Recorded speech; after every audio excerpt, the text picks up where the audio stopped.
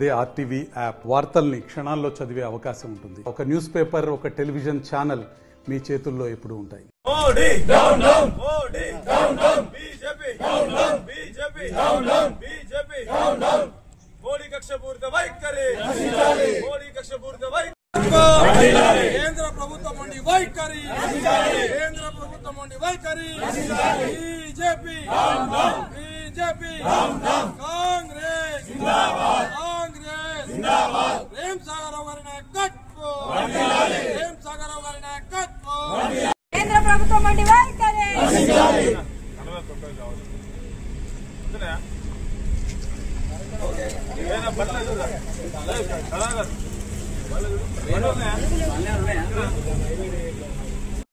మోడీ కక్షపూరిత వైఖరి BJP down down, BJP down down, BJP down down, BJP down down. Modi down down, Modi down down, ED down down, ED down down, Modi down down, ED down down, Modi down down, ED down down, Modi down down, ED down down. BJP కక్షపూరిత వైఖరి నశించాలి, BJP కక్షపూరిత వైఖరి.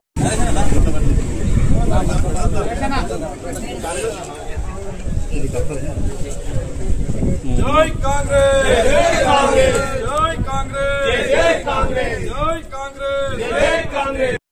BJP down down, BJP down down. కేంద్ర ప్రభుత్వం వంటి వైఖరి నశించాలి, కేంద్ర ప్రభుత్వం వంటి వైఖరి నశించాలి. Modi down down, Modi down down, Modi down down, Modi down down. నాయకత్వం వర్ధిల్లాలి. జై కాంగ్రెస్, జై కాంగ్రెస్, జై కాంగ్రెస్, జై కాంగ్రెస్. కేంద్ర ప్రభుత్వం వంటి వైఖరి నశించాలి, కేంద్ర ప్రభుత్వం వంటి వైఖరి నశించాలి. కేంద్ర ప్రభుత్వం down down. Modi down down, Modi down down, ED down down, ED down down. కేంద్ర నాయకత్వం జై కాంగ్రెస్, జై కాంగ్రెస్,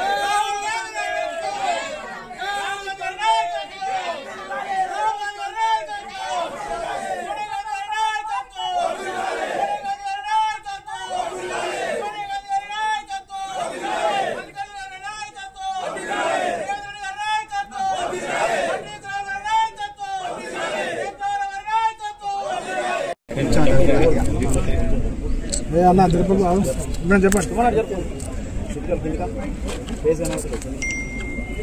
చెప్పండి నేషనల్ హెరాల్డ్ కేసులో సోనియా గాంధీ గారిని, రాహుల్ గాంధీ గారిని A1 A2గా పెట్టి కేంద్రంలో ఉన్న బీజేపీ గవర్నమెంట్ ఈడీ ద్వారా రాజకీయ కక్షపూరితంగా వాళ్ళని ఇబ్బంది పెడతా ఉంది. నేషనల్ హెరాల్డ్ అనేది అది కాంగ్రెస్ పార్టీ స్వాతంత్ర ఉద్యమానికి పూర్వం నెహ్రూ గారు స్థాపించిన పత్రిక. అది ఆయన ఏజేఎల్ అన్న ఒక అసోసియేటెడ్ జర్నల్స్ లిమిటెడ్ అని చెప్పేసి ఒక సంస్థను స్థాపించి దాంట్లో దాని నిర్వహణలో నేషనల్ హెరాల్డ్ పత్రికను ప్రారంభించడం జరిగింది. స్వాతంత్ర ఉద్యమానికి ముందు బ్రిటిష్ పాలనకు వ్యతిరేకంగా మన దేశవాసుల గొంతును వినిపించడానికి కాంగ్రెస్ పార్టీ స్థాపించిన పత్రిక అది. దానికి అది 2008 వరకు కూడా నడిచింది. అయితే ఆ పత్రికకి ఒక 2000 కోట్ల ఆస్తులు ఉన్నాయి ప్రస్తుతం అని చెప్పి మన న్యూఢిల్లీలో, లక్నోలో, అలాగే బాంబేలో. అయితే ఆ పత్రిక అప్పటి వరకు కాంగ్రెస్ పార్టీ ఆ పత్రిక నడపడానికి దానికి డబ్బులు అనేది ఆర్థిక సహాయం అనేది చేయడం జరిగింది. అయితే అది తిరిగి చెల్లించలేకుండా నష్టాలతో 2008లో మూతపడిపోయింది ఆ పత్రిక. అయితే ఆ పత్రికకు సంబంధించిన అంటే ఏదైతే కాంగ్రెస్ పార్టీ వాళ్ళకు డబ్బులు ఇచ్చిందో దాంట్లో భాగంగా యంగ్ ఇండియా లిమిటెడ్ అనే దానికి ఆ పత్రికకు సంబంధించిన కొన్ని ఆస్తులు అనేవి ట్రాన్స్ఫర్ చేయడం జరిగింది. ఇది కాంగ్రెస్ పార్టీ ఇంటర్నల్ మ్యాటర్.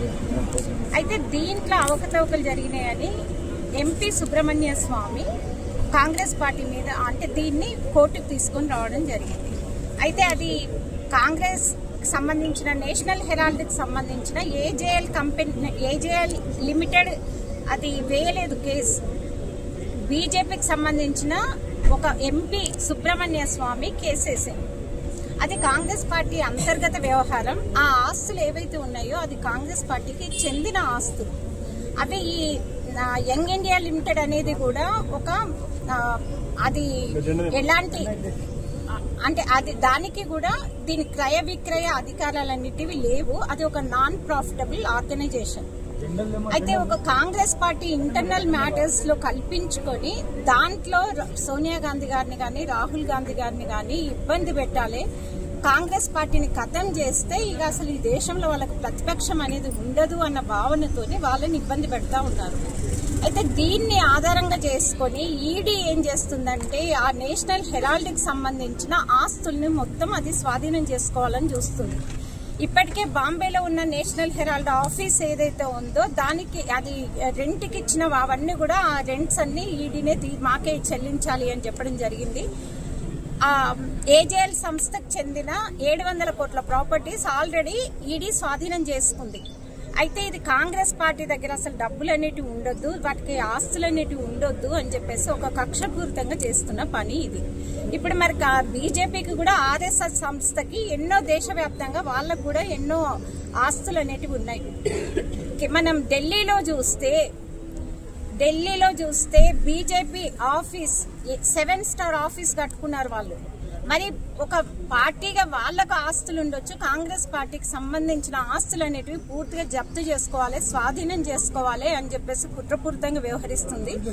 దాంట్లో రాహుల్ గాంధీని సోనియా గాంధీని ఇద్దరిని కూడా అక్యూజ్డ్ గా వీళ్ళని ఇబ్బంది పెట్టాలని చెప్పేసి ఇప్పుడు మళ్ళీ 25th కు విచారణ ఉంటుందని చెప్తున్నారు.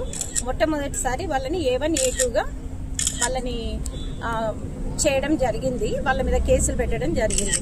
అయితే దీన్ని మేము వ్యతిరేకిస్తున్నాం దేశవ్యాప్తంగా. ఒక కాంగ్రెస్ పార్టీ ఇంటర్నల్ మ్యాటర్ని మీరు దాన్ని అవకతవకలు జరిగినాయి అని చెప్పేసి ఒక ఫాల్స్ కేసు ఒకటి నమోదు చేసి అది కూడా ఒక బీజేపీ ఎంపీ ద్వారా చేయించి ఆ సంస్థకు సంబంధించిన ఆస్తులన్నింటినీ అవి మనకు ఫ్రీడమ్ మూవ్మెంట్ టైంలో నెహ్రూ గారు ప్రారంభించిన ఒక ఏజేఎల్ సంస్థకు సంబంధించిన ఆస్తులన్నింటిని కూడా స్వాధీనం చేసుకోవడానికి చేస్తున్న కుట్రపూరిత వ్యవహారం ఇది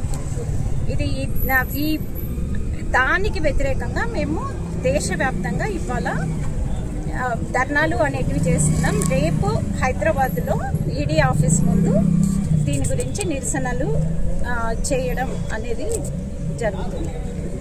నిరసన కార్యక్రమాలు చేస్తాం. మరిన్ని వీడియోస్ కోసం ఛానల్ ని సబ్స్క్రైబ్ చేయండి. లేటెస్ట్ అప్డేట్స్ కోసం వాట్సాప్ ఛానల్ ని ఫాలో చేయండి. అండ్ లింక్ డిస్క్రిప్షన్ లో ఉంది.